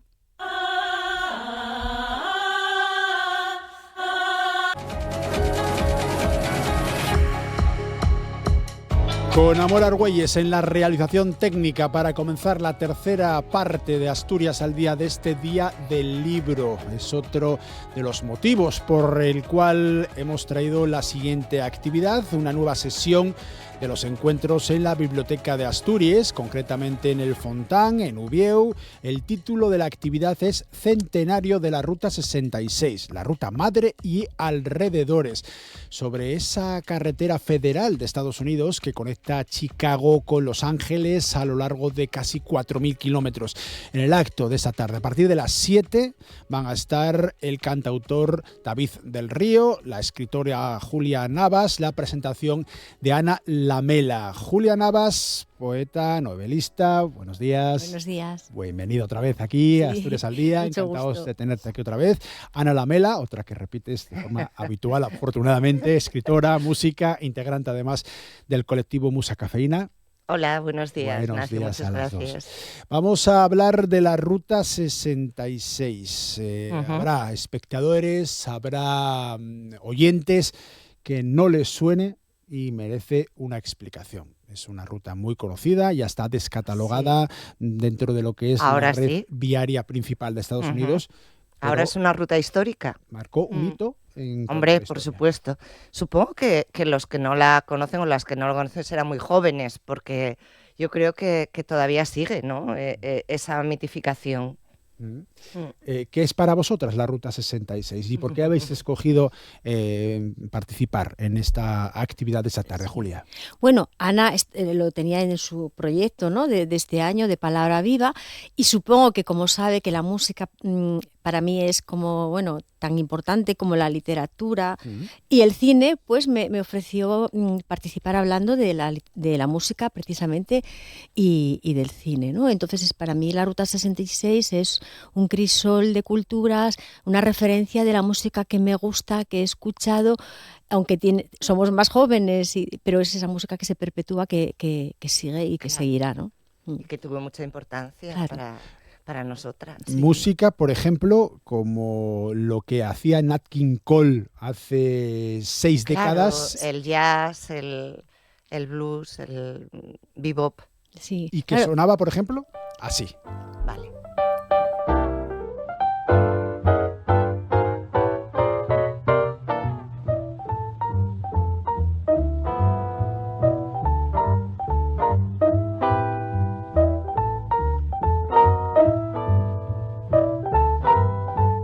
If you ever planned to motor west.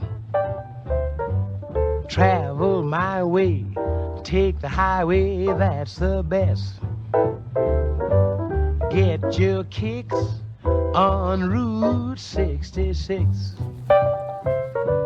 Una versión del compositor estadounidense Bobby Trop del año 1946 que aquí versioneaba Nat King Cole, que también hicieron The Rolling Stones, que hicieron un montón de grupos a lo largo de los años. Cuando preparaba la entrevista ayer, buscaba música relacionada con la Ruta 66 y me salía un montón de canciones, un montón de alternativas. Dicen que hasta 100 versiones o más, o sea, sí, muchas. Música no hay problema de encontrar. Claro. Quizá lo que más me sorprendió de toda esta investigación es que literatura hay menos, y yo pensaba que iba a haber mucha más, pero cine y música, Juli. Sí, es que lo hablamos entre nosotras. Creo que la cultura americana se basa sobre todo en el cine, es una contracultura. No tienen ese bagaje histórico que ellos envidian, creo, nuestro de arquitectura, arqueología. Entonces, su arqueología creo que tiene que ver con eso, ¿no? Con la música, con otro tipo de arte, ¿no? Hemos hablado de música, habéis hablado de literatura y de cine. Entiendo que va a estructurarse la intervención de esta tarde abordando las tres cosas, ¿no? Claro, por eso decimos la ruta madre y sus alrededores, porque en realidad la ruta 66 es importante y fue mitificada por la importancia que tuvo en la cultura y en la contracultura, por supuesto.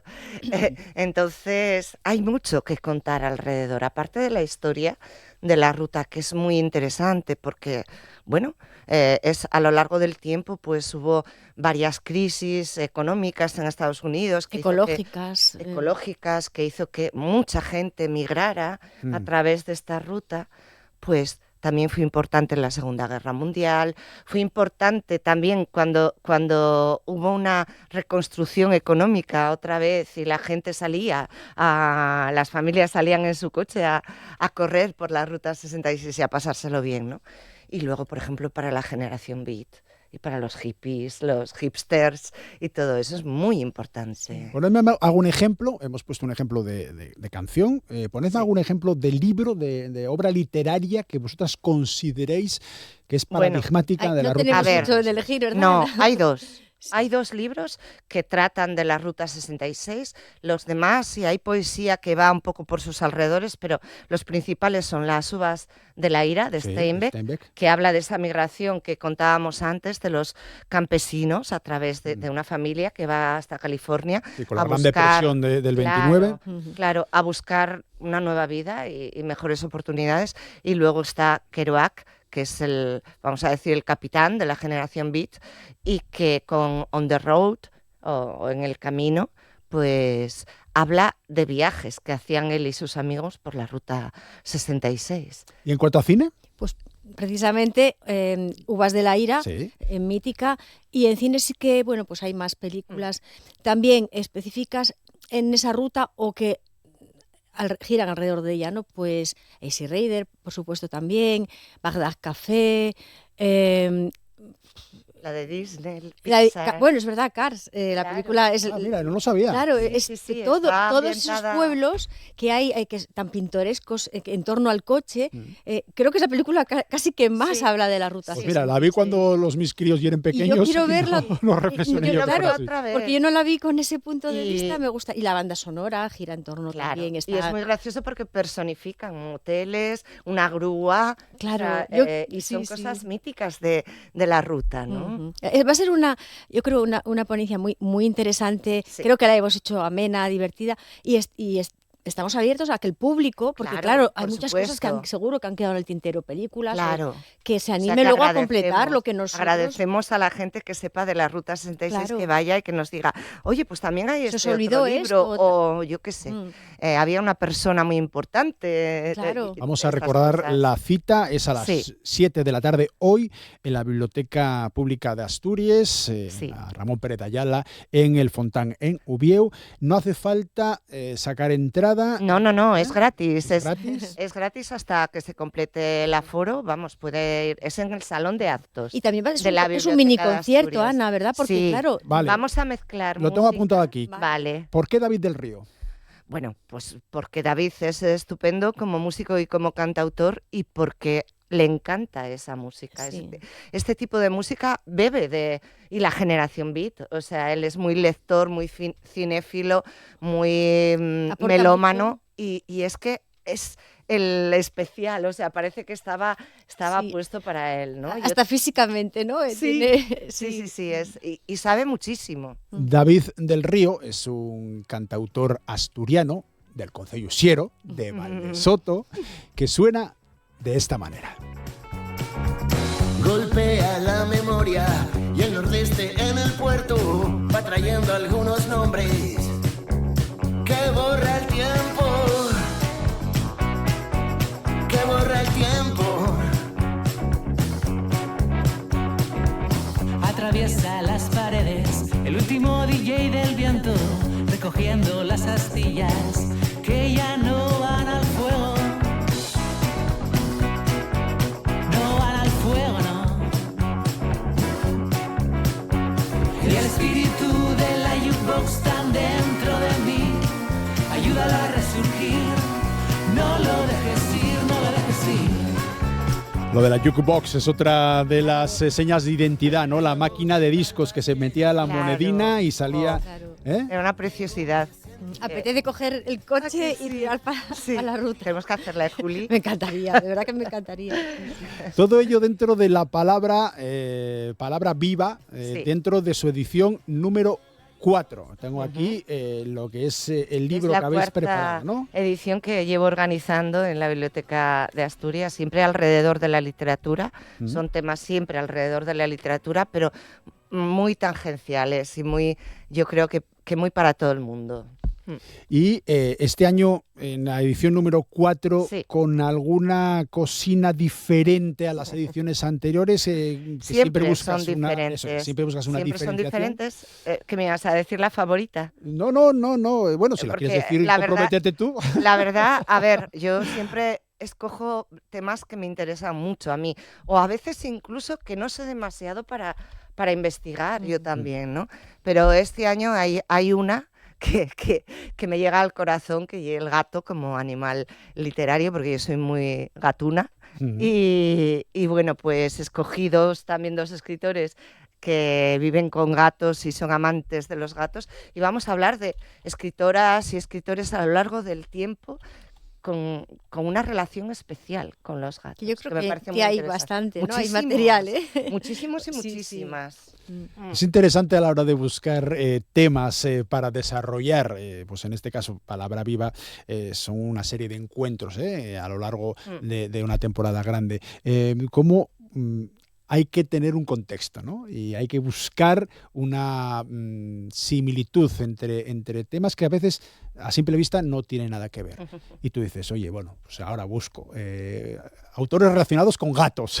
A cualquiera se le hubiera ocurrido. Es algo que, vamos, yo me levanto por la mañana y digo, voy a buscar a alguien que tenga que ver con un gato. De verdad que hay muchísimas escritoras y escritores que tienen una relación especial con los gatos, empezando por Cortázar y, no sé, Kerouac incluso, y muchas y muchos. Y lo de los temas, que yo creo que se refiere Ignacio a eso, ¿cómo se te ocurre buscar un tema? Es que los escritores, nuestra baza es la imaginación. Claro. Y luego, y la curiosidad. Entonces la curiosidad mató al gato. Entonces yo creo que es eso. A mí, por ejemplo, esto me ha gustado, tenía un conocimiento así de la ruta, en plan, Pues es muy disfrute, interesante pero me lo he pasado investigar, muy bien, claro. y he llegado a puntos y a anécdotas y a... O sea, me gusta mucho investigar. Claro, y aparte, Ana, por ejemplo, el centenario de la ruta había que celebrarlo. Claro. Bueno, se celebra Hace este 2026. 100 años, claro, empezó en 1926, como que se dio el pistoletazo de salida a la ruta y ahora pues se cumplen 100 años, y además es una ruta histórica y tiene mucho que ver con... Claro. Con los, iba a decir los ideales, no sé si ahora hay ideales Sí, en sí. Estados Unidos. Sí, pero es pero, nuestra cultura, lo que todavía eso, permanece sí. a lo mejor más contestatario y Claro, auténtico. O sea, claro. sí. Ese proceso desde 1926, habéis mencionado las uvas de la ira, que se basa en esa migración que se realiza desde el medio este hacia el oeste completamente, con una promesa de una tierra prometida que era California, mejora de vida que coincide con lo que decía Julia antes también, en un momento de crisis ecológica brutal. Porque claro, dicen que no se ha hablado mucho de ello, pero que posiblemente tenga mucho que ver el crack del 29 a raíz de ese desastre ecológico tan bestial del trigo. Horrible. Es que fueron 10 años. Llegan muchos años consecutivos de muy poca lluvia, de vientos muy fuertes que arruinan las cosechas, con la mecanización, con los tractores que empiezan a llegar. El principio de la mecanización que también aparece en las uvas de la ira. Que lo explica muy bien John Steinbeck. Lo explica muy bien. Y Ana desarrolla ese tema y son temas tan interesantes que son interesantes de escuchar. Yo creo que la gente, aparte de lo lúdico, de la música y tal, se lo va a pasar bien escuchando la historia. No es un rollo, no penséis que vamos a echar ahí un rollo, sino que va a ser una conversación. Y una conversación con el público si queréis también. Sí. A ver, ¿cómo lo tenéis estructurado? Porque como estamos diciendo, tiene vertiente literaria. No, hombre, todo vamos no. Pero un contaros sí. Secretos. Vamos a poner el regalo sobre la mesa. Venga. Y quitamos el lacín nada más, pero no lo desenvolvemos entero. Venga. Ana, pues empezamos con David del Río tocando la canción que pusiste que hace la versión Nat King Cole, pues él hace una versión también de Route 66 y después pues ya empezamos nosotras a hablar. Primero, nos dividimos un poco. Hemos yo hecho la bloques historia para y la no soltar el rollo una luego otra. Claro, no, hay una interacción que además salpicamos con lo que nos surja, y con estamos canciones, abiertas. claro. Nos dividimos los temas. Julia se quedó con la música y el cine y yo con la literatura y la historia. Entonces vamos metiendo pues trocitos de esos temas mientras David pues de vez en cuando pues canta y a lo mejor me pongo yo a cantar también, que yo no puedo estar callada. Bueno, yo creo que lo que está claro es que se nota que hay complicidad y entonces yo creo que eso también lo vamos a transmitir al público, no va a ser una conferencia de estas aburridas. Yo creo que decía antes que lo del gato era un tema muy especial. Hoy es un día muy especial porque es el día del libro y aparte es que estoy con dos amigos de siempre, ¿no? Julia y David fueron conmigo siempre a muchos sitios, hicimos muchas cosas juntos, no sé. Estoy encantada. ¿Qué más temas tenemos en La Palabra Viva, en su edición número 4, que quieras destacar? Bueno, Ana. Pues está la escritura fragmentaria y diarística, que a mí me encanta leer diarios de escritores, escritoras o de filósofas. Y os la recomiendo porque vienen dos escritores maravillosos que son Tomás Sánchez Santiago y Avelino Fierro.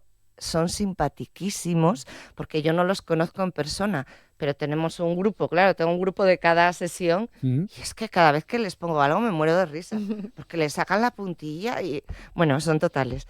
Y luego pues el último de cierre va a ser una precelebración de la generación del 27, del centenario, que me parece importante porque el año que viene va a haber muchos actos alrededor de la generación del 27, pero más a mí la generación del 27 me gusta mucho y creo que tenemos también que reivindicar a muchas mujeres de la generación del 27 que casi no se conocen. Y bueno, pues va a venir un cantautor madrileño, Moncho Otero, que tiene un repertorio abundante de poemas musicados por él, de poetas. ¿Para cuándo es eso, la de la generación del 27? Vistazo aquí al Cartafuello. El 21 de mayo. El 21 de mayo. Lo tenemos ahí ya perfectamente. Sí. Y luego también está una sesión muy prestosa que te comentaba antes, porque a mí préstame mucho meter el asturiano, porque creo que desde las instituciones tenemos que fomentar el uso de la nuestra lengua, ¿no? Entonces hay una sesión que lleva Laura Marcos, que lle escribir dende otro cuerpo y otro tiempo. Mujeres escritores del pasado y la lectura contemporánea. y va a ser en asturiano, por supuesto. Bueno, pues son las citas que tenemos dentro del ciclo número 4 ya de Palabra Viva, encuentros en la Biblioteca de Asturias que se dedican esta tarde al centenario de la Ruta 66, la Ruta Madre y alrededores. El estado actual de lo que es esa carretera. Decíamos antes que ya está descatalogada, ya no forma parte de la red principal de vías de comunicación por carretera de Estados Unidos y queda como un vestigio histórico, cultural, referente. Claro, todo eso después, ¿cómo se mantiene? Porque hay gente que lucha por ello. Por ejemplo, hay asociaciones. Sí, a un personaje me encantó. No me acuerdo ahora el pueblo. Es verdad que nos contaste. Sí, Ángel Delgadillo. Es un hombre que de origen francés y nativo americano, muy anciano, nació en el 27, sí. Y se dedicó... Tiene 99 años. Sí, y ahí fue uno de los pueblos en los que se inspiró Cars. Entonces, él luchó, es el primero que luchó para que fuera considerado ruta histórica. No me acuerdo. ¿Glenrío? Sí, Glenrío. Es un si veis vídeos en YouTube, se ven, claro, esos coches, cómo lo explica. Es un personaje, era barbero, es barbero, no sé, ahora estará jubilado. Entonces, bueno... Hombre, espero que con 99 años no se vea obligado a seguir trabajando. Pero esas personas que están... pero sigue luchando en eso, activo, ¿no? Sí. Entonces, bueno, son las personas que se vieron, claro, se quedaron sin trabajo, los pueblos fantasmas. Entonces, mucha gente pues luchó para que esto se recuperara. Claro. Y a la hora de plasmar 100 años de historia, las que le estáis buceando en ella desde el punto de vista literario, desde el punto de vista musical y desde el punto de vista cinéfilo, tenéis que hacer un esfuerzo especial también. Es mucho tiempo y habría cosas que lo que es más reciente o más popular es más fácil de conseguir, lo que no lo es tanto, ¿cómo os habéis arreglado? Bueno, esto lo preparo yo normalmente en el verano anterior a la edición. O sea, yo termino en mayo, las sesiones de Palabra Viva terminan en mayo y a partir de junio ya estoy pensando en la siguiente edición, ¿no? Entonces, cuando acaba el verano yo empiezo a buscar a gente y se lo digo. O sea, que tenemos un tiempo, desde tiempo porque se necesita. Sí. Se necesita un tiempo para preparar estas cosas. Claro. No es una cosa de decir, oye, mañana te llevo... No. Hay que investigar. Para que podamos hablar de ello con ese entusiasmo y naturalidad, es porque hay mucho trabajo detrás. Claro. Entonces, te empapas de todo. Volver a ver películas, libros, sobre todo eso, porque los datos... entre nosotros... tanto por videoconferencia como presencial para ensayar, para ver cómo queda mejor... Bueno, todas estas cosas. Lo de ensayar, lo que me interesa especialmente, teniendo en cuenta que además hay una parte musical que protagoniza David del Río. ¿Habéis tenido un ensayo general? Vamos, por supuesto, por supuesto, cronometrado. Y con mi gato, por supuesto. Ah, sí, que se nos quedó plácido. ¿Cómo se llama el gato? Simón. Es verdad. Simón, un saludín. Simón jugando con la partitura de David. Primero como un niño molestando, pero se acabó dormido plácidamente, como disfrutando fue nuestro primer ensayo público. Como tengan el review que tienen la ama, el gato, no sé yo, que saldrá. El gato tan mimoso como la ama. Bueno, entonces vale. Bueno, invitación para asistir esta tarde y después hacemos una reflexión también sobre el Día del Libro. Venga, Julia, ¿qué les decimos a nuestros oyentes, a nuestros espectadores para que acudan hoy por la tarde a partir de las 7 a la Biblioteca del Fontán? Bueno, es una manera de celebrar el Día del Libro muy chula, tangencial a lo mejor, porque bueno, sí se va a hablar también de libros. Va a haber una sorpresita que no vamos a desvelar. Luego vamos a llevar nuestros libros para ponerlos a la venta, aunque no tengan que ver, pero bueno, pues hay que aprovechar y es el Día del Libro también. Y bueno, pues que el libro se hable de él durante todo el día, pues está genial. Ojalá se prolongue el resto del año, pues que la gente siga comprando libros y leyendo. Y bueno, pues, Ana. Pues para mí el Día del Libro es un día muy especial, siempre lo celebré. No celebro otras cosas como San Valentín y cosas de estas que me parecen un poco ridículas, pero el Día del Libro, bueno, por mi querencia a la literatura y eso, pues es muy importante para mí y me parece importantísimo tener esta sesión hoy. Bueno, de la Ruta 66 ya os hablamos mucho. Como dice Juli, va a haber una una cocina, un regalín especial para los más llambiones, porque hoy es Sant Surde y hay que celebrarlo también. Ya lo vais pillando, ¿no? Y nada, que nos vamos a divertir mucho, que vayan, que compren libros, que lean mucho porque te cambia la vida y te abre mucho la mente. Sí. Por favor, leed, sed autocríticos y autocríticas y disfrutad de la vida y de la lectura. Y si disfrutáis de una rosca dulce o salada, que es Dulce. por donde va la cosa, que Sant Surde, llevamos 2 años desde el gobierno del Principado de Asturias promocionando esta forma diferente, pero a la vez buscando una tradición que se va a ir consolidando con el tiempo, de que se pueda regalar un libro, y no una rosa, como en Cataluña, sino en este caso una rosca. Es una manera de apoyar a otros sectores también. Claro, Eso es, sí, a pasteleros, a panaderos, a mieleros, que tenemos Mogollón. 3 Y hay gremios una miel. maravillosos. La cultura, siempre lo he dicho, es una fuente de riqueza. Los políticos tendrían que tomar más nota porque trae mucha riqueza siempre. Sí. Cuando me marche de aquí, voy corriendo a buscar las roscas de Sant Surde. Bueno, pues ya está. Mejor publicidad que esa que acabamos de hacer es imposible. Bueno, pues nada, recordamos la cita. A partir de las 7 de la tarde, encuentros en la Biblioteca de Asturias, en el Fontán, en Ubieu.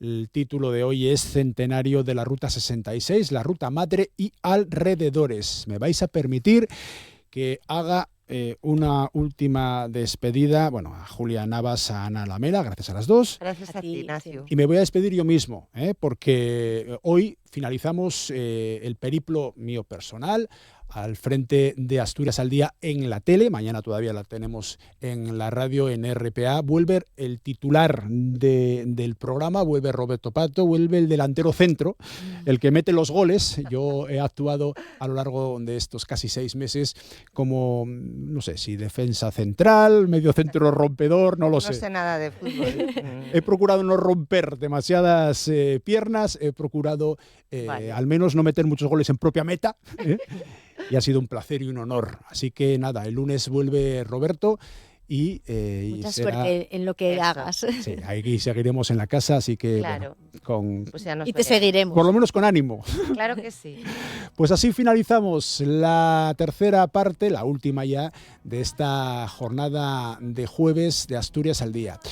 Un placer, un placer. Mañana volvemos solo para la radio ya desde la Junta General del Principado, otra vez con Amor Argüelles en la realización técnica. Disfruten todo lo que puedan de este día del libro o todo lo que les deje.